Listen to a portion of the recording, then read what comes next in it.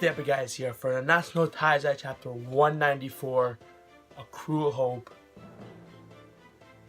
What an honestly, is one of the most impactful chapters I've read of Taizai in a long time. I know some big debate from 193 and the Demon Hawk with his leftovers burr power or whatever there was. A lot of people weren't happy with that, but it's still it's Hawk. Hawk has a very lot of mysterious stuff behind him as well. I know I've missed the last couple of chapter reviews. I'm very sorry for that.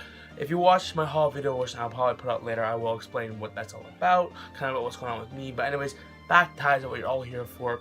Like I was saying, a lot of people weren't happy with the Hawk stuff, but Hawk is mysterious, and there's something up with Hawk because he just randomly came, showed up when Melidoas woke up from that big nightmare of 10 years ago. But anyways, kind of related 10 years ago, the Zaratas and him with Dreyfus and Hezin had a wonderful one, and that's one of honestly my favorite moments of Taizai that I've had. It'll happen a long time. I love my all-time favorite moments in Taizai because that was extremely well written. We see actually we begin the chapter. We'll start from the beginning. We see Dreyfus and his son come together, very happy and stuff with the reunion. And it's at a very nice tone. We see a nice cloud, just those two together. And again, it's been a very long time since Dreyfus' son has been able to see his father in a long time as well. So pretty much that happened, that kind of stuff. And we see them Henderson's talking, and they go down. They see Zaratas there. He's fading away. And it pretty much Marcella's magic or curse, I guess the curse, right? Correct terminology is the curse, but the curse would bring everyone back to life like Elaine. When their purpose is done, they fade back to the soul is rested in peace, and they go back. Basically, what happened with Elaine when she gave up her life to protect Ban when Ban killed Marcella, that was her last purpose, her last kind of wish there to help Ban out and accept be happy together. So she left away. Now this is Zaratas' moment, and the speech she gives just oh, I should let you Dreyfus be, I should let you be the top commander, give you my position much sooner, and just goes on the speech, and then they're all sad, and I'm oh no. Honestly, I really like Zaratas as a character. He's probably one of my favorite characters in Taizai. Very goofy, but when he gets so down to serious, he kind of takes after Melidoas. I'm not gonna lie, he takes after Melidoas in a bit. Well, the previous Melidoas, because the one at the end of the channel sums up Melidoas. But anyways, they all sad, but he just flicks on my head. It's listen, I'm gonna go out, and this is a very sad moment, but I don't want you guys to be sad because I already died once, and I know whatever happened before. And basically, he fades away, and he tells them one last message. And everyone was praying for it. Everyone wanted to see it's not what we really wanted to see. We wanted to see Zaratas and a Gil from them together moment, but Zaratas does not forget Gil, and he's tell Gil, my son, that I will always be with him. And he fades, and then you see Henderson and Dreyfus this is our last thing. And basically they see that they're okay. We gotta go. A whole life now from this moment is to tell Gil that message, and Fraudulent comes in and ruins that, and he becomes large, which honestly was foreshadowed. That was very foreshadowed that Fraudulent wasn't as small he was that we saw in the previous couple chapters ago. He was actually pretty big. Because if you look back in volume 16, where we see the flashback of when Fraudulent first appeared, and we see that we learn the truth that Fraudulent was the one who killed Liz, which is very funny that Melidoas is the one facing him right now. Yeah, very interesting. Anyways, we see the huge body of Melidoas walking. We see him stabbing Liz. So it was from the beginning foreshadowed. Even Fraudulent's design was foreshadowed. If you go back to volume 16, you see the cracky face. You see the eye. You see that in volume 16 when Henderson and Dreyfus are exploring the huge big hole that the king ordered.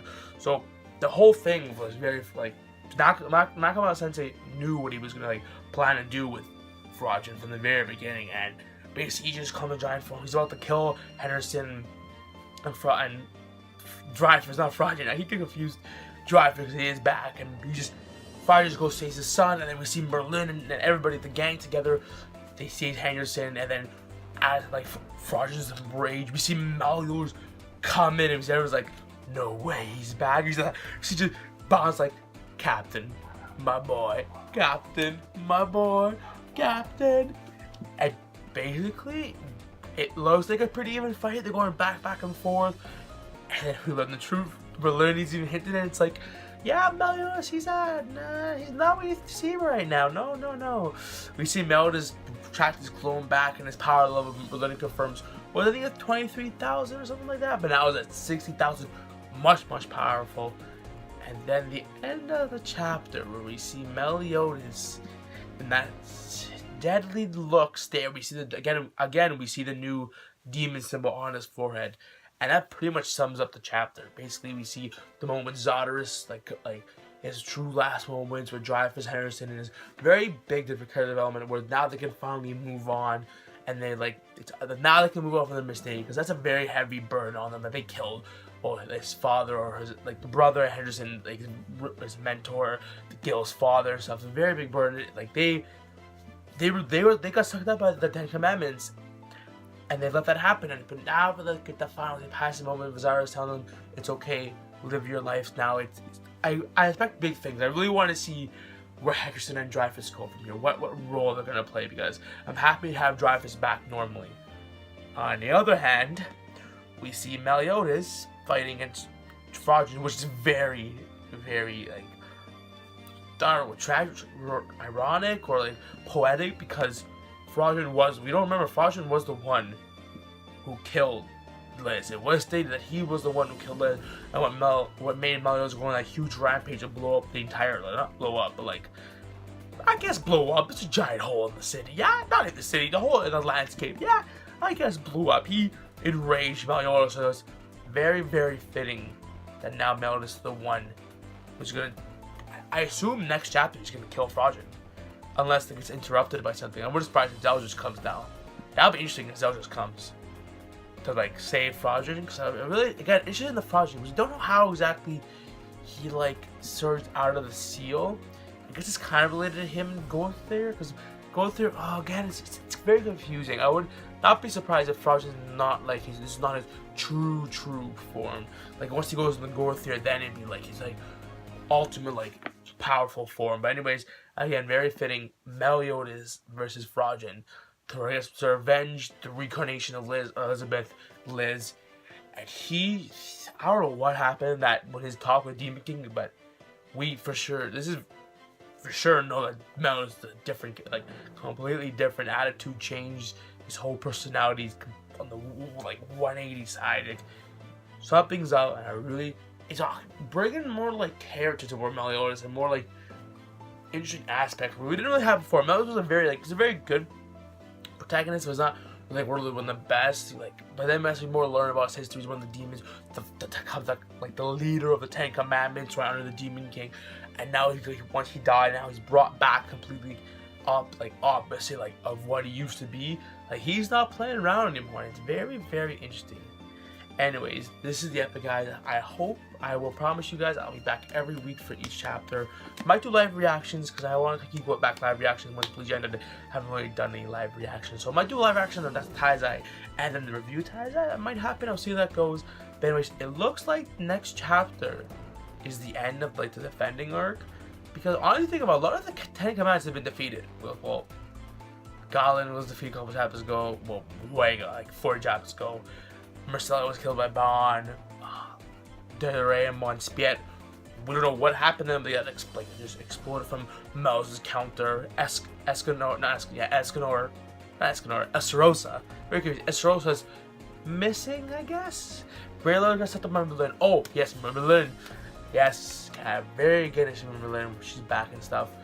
But yeah, Grayla was gone. I think Zelda's still around.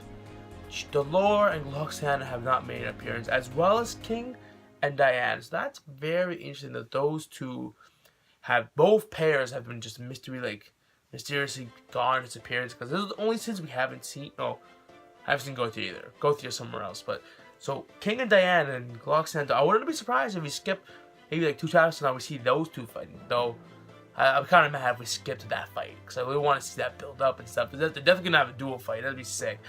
But very interesting that those guys haven't seen. But I think that's, I don't know, I'll probably get another commandments. But anyways, this is the Epic Guys. I shall see you next week.